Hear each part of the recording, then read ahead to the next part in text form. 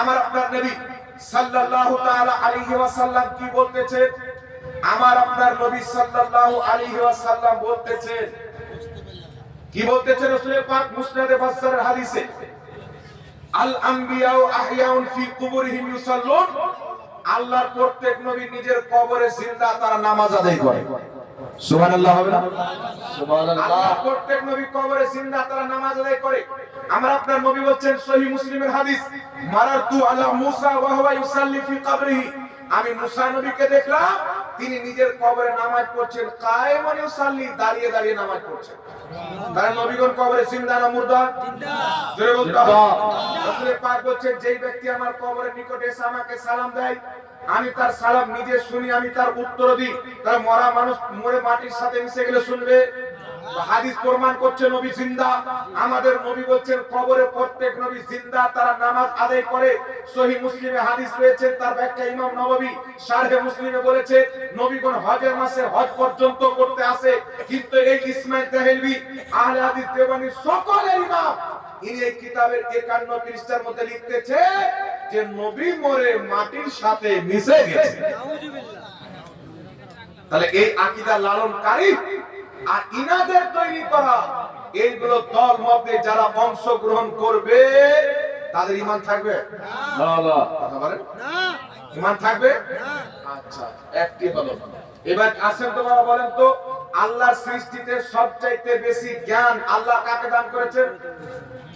কথা বলেন। আমাদের নবীর চাইতে জ্ঞান কাউকে আল্লাহ দিয়েছেন বেশি? কেউ যদি বলে, আপনি যদি আমাকে বা আপনাকে আমি বলি যে আপনার মতন জ্ঞান আমার বাড়ির ছাগলটাকেও আছে, তা আপনার বেয়াদবি হবে কি হবে না? অবশ্যই হবে। এই কিতাবটির নাম হচ্ছে হিফজুল ঈমান, লেখকের নাম হচ্ছে আশরাফ আলী থানভী। আচ্ছা বলেন তো বাবা, আশরাফ আলী থানভীকে আপনারা হয়তো শুনে হবেন। জি, দেওবন্দি হানাফি যারা নিজেকে হানাফি বলে তাদের মুজাদ্দিদ বড় ইমাম। এই কিতাবে কি বলছো? আচ্ছা শুনেন বাবা, এই কিতাবে 8 নাম্বার পৃষ্ঠার মধ্যে কি লিখছেন এই ভদ্রলোক আশরাফ আলী থানভী কি লিখছেন দেখেন। আমার দিকে তাকান বাবা, আমার দিকে তাকান। लिखते अगर बाज उलूम-ए गैबिया मुराद है तो इसमें हुजूर ही की क्या तखसीस। যদি নবী পাক সাল্লাল্লাহু আলাইহি সাল্লামকে আল্লাহ পাক কিছু ইলমে গায়ব দিয়ে থাকে, ভবিষ্যতের খবর দিয়ে থাকে, তো এতে নবী পাকের কি বিশেষত্ব, নবী পাকের কি বৈশিষ্ট্য লিখতেছে। ऐसा इल्मे गायब तो ज़ैद व उमर बल्कि हसबी व मजनून बल्कि जामिया हैवानात व बहाइम के लिए भी हासिल है। এখানে লিখতেছে যতটুকু আল্লাহ ইলমে গায়ব নবীকে দিয়েছে ততটুকু ইলম আল্লাহ পাক হাসবি প্রত্যেক বাচ্চাকে দিয়েছে, ওয়া মাজনুন প্রত্যেক পাগলকে দিয়েছে, ওয়া জামিয়া हैवानात व बहाइम के लिए हासिल है, প্রত্যেক জানোয়ারকে ততটা জ্ঞান আল্লাহ দান করেছেন যতটা মুহাম্মদ রাসূলুল্লাহকে দান করেছেন। নাউযুবিল্লাহ, নাউযুবিল্লাহ, জোরে নাউযুবিল্লাহ হবে না? এবার আপনারা বলেন তো বাবা, এই কথা কেউ যদি বলে তো মুসলমান থাকবে? না। আর এ লিখেছে মানে নিজে তো কাফির বেঈমান হয়ে গেছে, এই কিতাব পড়ে না মাদ্রাসায় ছেলে পেলেকে বেঈমান করা যায়, যেন এই কিতাবটা লেখা হয়েছে। এবার আপনারা বলেন এদের তৈরি করা কোন ব্যক্তি, এদের তৈরি করা দল ওয়াহাবি দেওবন্দির মতে যদি যায় তো ওদের হাসর তো এদের সাথী হবে, যে যাকে ফলো করবে, যাকে মহব্বত করবে কিয়ামতে তার সাথে থাকবে। আমরা খাজা মঈনুদ্দিন চিশতিকে মহব্বত করি, তিনার সঙ্গে থাকবো। গৌসে আযমকে মহব্বত করি, তিনার সঙ্গে থাকবো। মুহাম্মদ রাসূলুল্লাহকে মহব্বত করি, কিয়ামতের মাঠে নবী মুস্তাফার পিছনে আমরা থাকবো। নারায়ে তাকবীর, নারায়ে তাকবীর, নারায়ে রিসালাত, নারায়ে হায়দারি, মাসলাকে আলা হযরত মুনাজির আহলে সুন্নাত মুফতি জাহাঙ্গীর আলম কাদরী সাহেব। এবার চলেন বাবা। আচ্ছা বলেন তো বাবা, আমার আপনার নবীর পরে কিয়ামত পর্যন্ত কোন নতুন নবী জন্ম নিতে পারে? না না না। ঈমান থেকে বলছেন তো, অন্তর থেকে বলছেন তো? জি। তাহলে কোন ব্যক্তি যদি বলে যে আমাদের নবীর পরেও যদি নতুন নবী জন্ম নিয়ে নেয় তবুও কোনো সমস্যা নাই, তাহলে মুসলমান থাকবে না? থাকবে না। আল্লাহ কোরআনে বলছে মা কানা মুহাম্মাদুন আবা আহাদিন মির রিজালিকুম ওয়ালাকিন রাসূলুল্লাহি ওয়া খাতামান নাবিয়্যিন।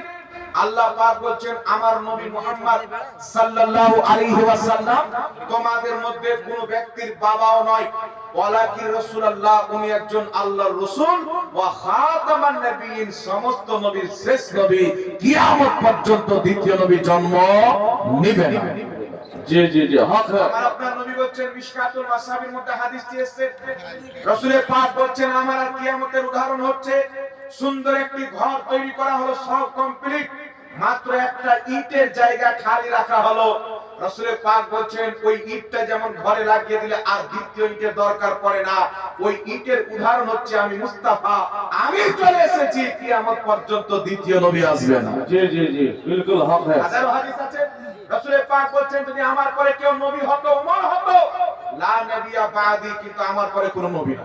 জি জি তো পৃথিবীর মুসলমান আমার হাতে একটি কিতাব দেখছেন, এই কিতাবটির নাম হচ্ছে তাহজিরুন নাস, লেখকের নাম কি হুজ্জাতুল ইসলাম হযরত কাসিমুল উলুম ওয়াল খায়রাত মাওলানা মুহাম্মদ কাসিম সাহেব কুদ্দাসা সিররাহুল আজিজ ওয়া বানি দারুল উলুম দেওবন্দ।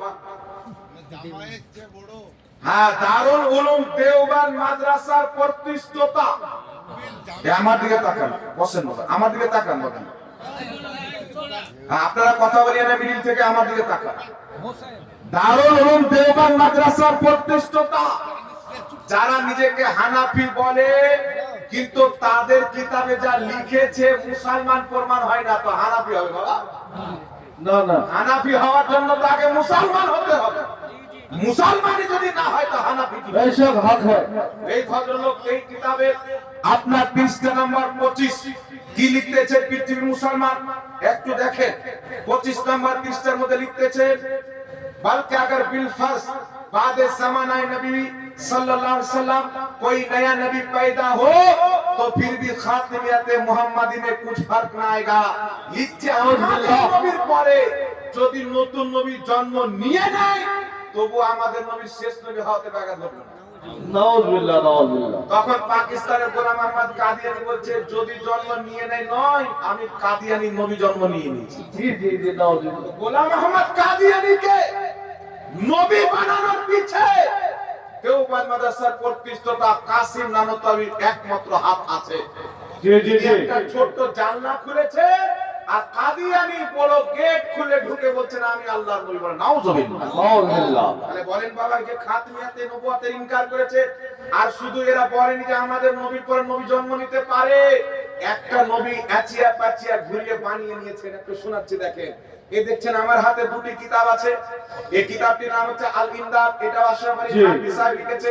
এটা কম বেশি 35 থেকে 40 বছর পুরাতন কিতাব, দেখেই বুঝতে পারছেন। আর এটা মাত্র 2 বছর হলো।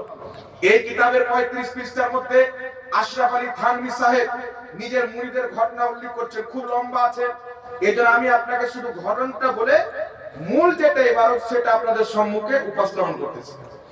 এই কিতাবের 35 পৃষ্ঠার মধ্যে লিখতেছে আশরাফ আলী থানভী সাহেবের একজন ভক্ত মুরিদ, উনি স্বপ্নে দেখছেন কলমা শরীফ পড়ছেন, স্বপ্নে লা ইলাহা ইল্লাল্লাহ মুহাম্মাদুর রাসূলুল্লাহ।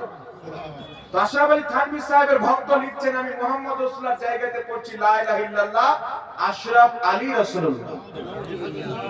একটু জোরে হবে না নাউযুবিল্লাহ। এটা লেখার পরে বলতেছে যখন ঘুমের মধ্যে পড়তেছি লা ইলাহা ইল্লাল্লাহ মুহাম্মাদুর রাসূলুল্লাহ, তো মুহাম্মাদুর রাসূলুল্লাহ পড়তেছি আশরাফ আলী রাসূলুল্লাহ।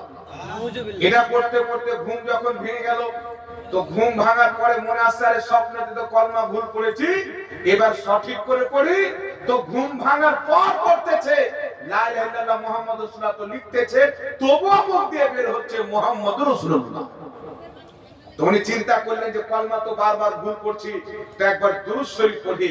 তো লিখছেন যে मैं रसूल पाक सल्लल्लाहु अलैहि वसल्लम पर दुरूद शरीफ पढ़ता हूं।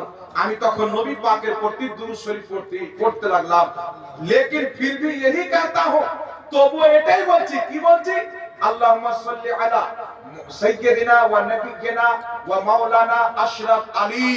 আল্লাহ তুমি দুরূদ অবতীর্ণ করো সাইয়্যিদিনা আমাদের সরদার, নবীনা আমাদের নবী, মাওলানা আমাদের অভিভাবক আশরাফ আলী থানভীর উপর। আস্তাগফিরুল্লাহ।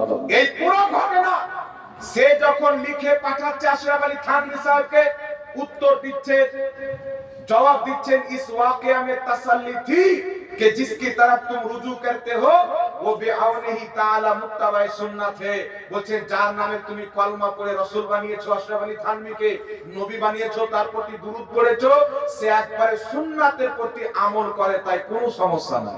নাউযুবিল্লাহ, নাউযুবিল্লাহ। মানে কেউ যদি সুন্নাতের প্রতি আমল করে, তার নামের কলমা পড়েন, তাকে নবী বলেন, রাসূল বলেন, চলবে। তাহলে বলেন বাবা ঈমান থাকবে? না না না কাদিয়ানির মধ্যে আর এদের মধ্যে কোনো তফাৎ আছে? না না বলতে হবে। আর এটা কেউ বলতে পারে না, মিথ্যা কথা বলছেন। শুনেন, हक बात का ऐलान सरेदार करेंगे। बिल्कुल। ये जुर्म अगर जुर्म है तो 100 बार करेंगे। हक है। সত্য কথা বলাটি অপরাধ হয়, এই রকম অপবাদ শত শত বার করতে রাজি আছি। আর লোককে নয়, রেকর্ডিং হচ্ছে, কালকে সোশ্যাল মিডিয়াতে যাবে। চ্যালেঞ্জ করতেছি, একটা হাওয়ালাকে যদি মিথ্যা প্রমাণ করতে পারে 10 লক্ষ টাকা পেশ করে। तकबीर, नारे तकबीर, नारे रिसालत, मसलक आला हजरत, मुहाजिर अहले सुन्नत। बेशक बेशक आखिर বাবা আপনাদেরকে বলতেছি, এই দেখেন আরেকটা কিতাব দেখাচ্ছি, ফাতাওয়া রশিদিয়া। আপনারা তবলিগি জামাতের নামটা শুনেছেন? এই জামাত যিনি বানিয়েছেন ইলিয়াস কান্দওয়ালি সাহেব, ইনি হচ্ছেন উস্তাদ, পীর ও মুর্শিদ। কথা বলতে হচ্ছে বাবা, চুপচাপ বসে। এ রশিদ আহমদ গাঙ্গুহি সাহেব দেওবন্দি ভাইদের সবচেয়ে বড় ইমাম, যারা নকল হানাফি। हाँ हाँ हाँ ইনি এই কিতাবে কি লিখতেছেন? আচ্ছা বলেন তো বাবা, আমাদের আল্লাহ মিথ্যা বলতে পারে? ना ना ना জোরে বলেন। हाँ যুবক ভাইরা একটু বলেন তো। একটা ইহুদিকে জিজ্ঞাসা করেন তোমাদের স্রষ্টাকে মিথ্যা বলবে, বলছে মিথ্যা বলতে পারে না। খ্রিস্টানকে জিজ্ঞাসা করেন, সে বলবে মিথ্যা বলতে পারে না। হিন্দুকে জিজ্ঞাসা করেন ভাই আপনাদের ভগবান কি মিথ্যা বলে, বলে না, ভগবান মিথ্যা কি জন্য বলে বলতে পারে না। কিন্তু প্রথম দল, দেওবন্দি দল বলেন, আহলে হাদিস বলেন, তাবলীগী বলেন, তিন গ্রুপের আকীদা। এই কিতাবের আপনার পৃষ্ঠা নাম্বার কত? এই কিতাবের পৃষ্ঠা নাম্বার 92 এর মধ্যে রশিদ আহমদ গাঙ্গুহি সাহেব দেওবন্দি ভাইদের ইমাম এবং তাদের দলের প্রতিষ্ঠাতা লিখতেছেন, ফাসাবিত হুয়া কে কিস দাখিলে তাহতে কুদরতে বারি তাআলা জাল্লা ওয়া আলা হে।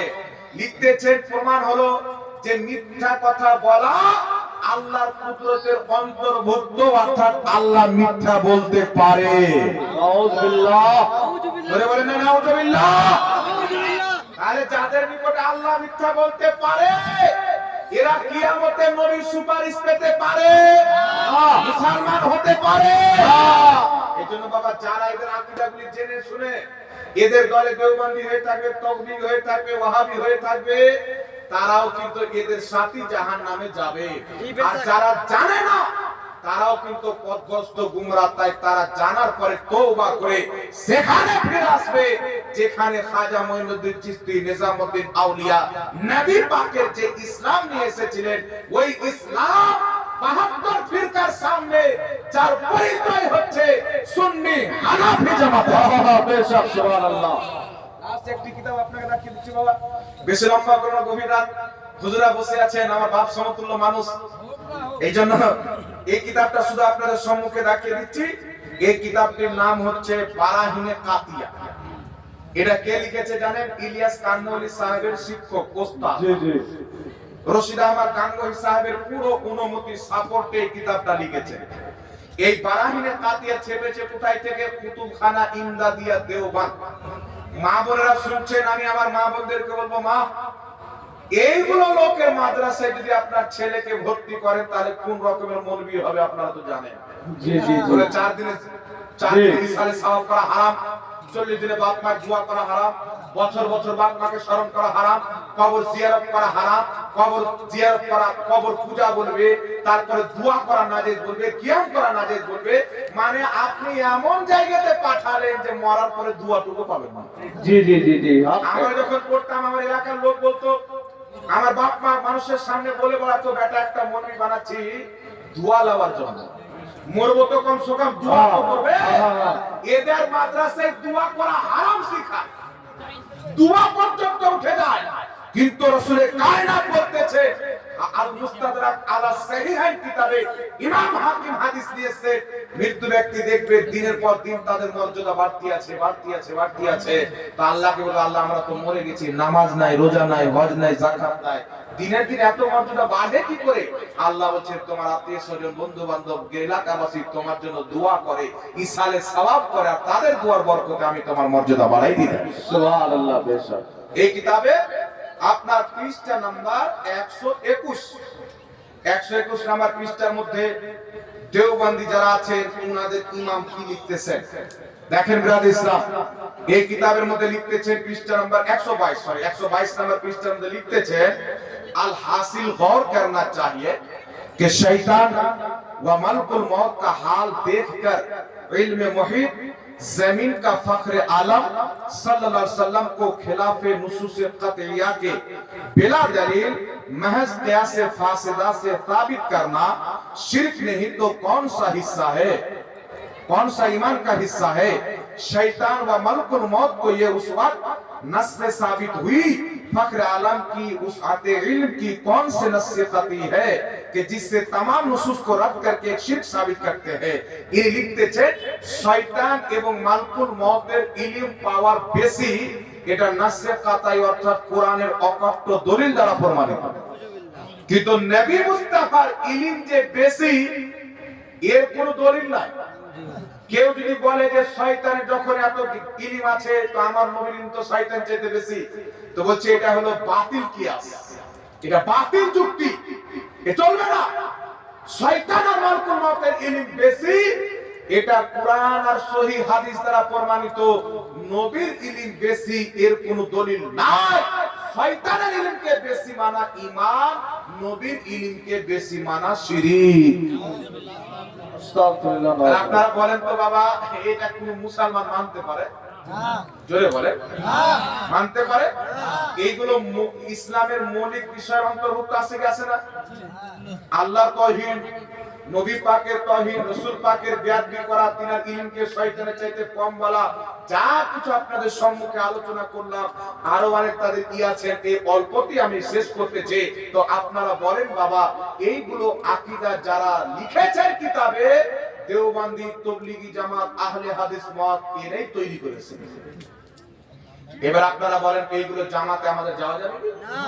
আপনি এখানে হাত বাঁধবেন না, এখানে হাত বাঁধবেন, আমিন আসতে বলবেন না, জোরে বলবেন, দোয়া করবেন কি করবেন? আরে ভাই, এগুলো তো মুসলমানের বিষয়, আমল পরে, ঈমান হচ্ছে আগে। জড়ে যদি পোকা লেগে যায় তো ডাল নিয়ে কি করবে? জি জি জি, হক হ্যায়। জড়ে যদি পোকা লেগে যায় ডাল থাকবে, ফল টিকে থাকবে না। এই জন্য জড় যদি শক্ত থাকে, পাপের বোঝা যদি মাথায় থাকে, কিয়ামতের মাঠে নবী পাকের সুপারিশ পেয়ে জান্নাতে যাবে। আর যদি জড়ে গন্ডগোল থাকে, আকীদা খারাপ থাকে, যতই নামাজ রোজা করো, ঠিকানা চিরস্থায়ী জাহান্নামী। এই জন্য আদম আলাইহিস সালামের সম্মান না করার কারণে ইবলিসকে আল্লাহ পাক কিয়ামত পর্যন্ত অভিশাপ প্রাপ্ত শয়তান ঘোষিত করে একটা আমাদেরকে পয়গাম দিয়েছেন, যে নবী কা নেহি ও খোদা কা নেহি, যে নবীর হতে পারে না সে খোদার হতে পারে না। নবী পাকের বেয়াদব, খোদার বেয়াদব, তাই নবীর বেয়াদবদের সাথে সম্পর্ক থাকতে পারে না, নবী পাকের আশিকের সাথে সম্পর্ক রাখতে হবে। কথা বুঝতে পারলেন বাবা? আমার কথা বাংলা বুঝতে পারছেন তো? এই জন্য আপনাদেরকে বলতে চাই, এই সমস্ত আকীদাকে আমরা সমর্থন করতে পারি। জোরে বলতে হবে, এই হ্যাঁ না একটু জোরে বলে। আল্লাহ মিথ্যা বলতে পারে, এই আকীদা সুন্নি হানাফি মানতে পারে। হাত তুলে বলেন কারা কারা মানবে না? জি জি জি। নবীর পরে নবী আসতে পারে, এটা আমরা মানতে পারি না। নবীর জ্ঞান চাইতে শয়তানের জ্ঞান বেশি মানতে পারি। নবীর সম্মান বড় ভাইয়ের মতো করতে হবে মানতে পারি। নবী বলে মাটির সাথে মিশে গেছে মানা যাবে। সুন্নি মুসলমানের ওটাই আকীদা যেটা কোরআন এবং হাদিসের আকীদা। বিলকুল হক হ্যায়। বেশক এই আকীদা ধারণকারী মৌলবি নামাজের বাহানায়, রোজার বাহানায়, মাদ্রাসার বাহানায়, ঈদের বাহানায় আপনার ঈমানকে নষ্ট করবে। সাবধানে থাকবেন, নিজের ঈমানকে বাঁচিয়ে রাখবেন, যাতে কিয়ামতের মাঠে খাজা, রাজা, হামিদ ও মুস্তাফা, নিজামুদ্দিন আউলিয়া এইরকম আল্লাহর ওলিদের সঙ্গে আমরা উঠতে পারি। তাহলে তাদের কিছু দোয়া পাওয়া গেলে হাসরে আমাদের ভয়টাও কমবে, নাকি বলেন? এই বলে আমি নিজের বক্তব্য শেষ করছি। ওয়া আখিরু দাওয়ানা আলহামদুলিল্লাহি রাব্বিল আলামিন। আসসালামু আলাইকুম ওয়া রাহমাতুল্লাহি ওয়া বারাকাতুহু।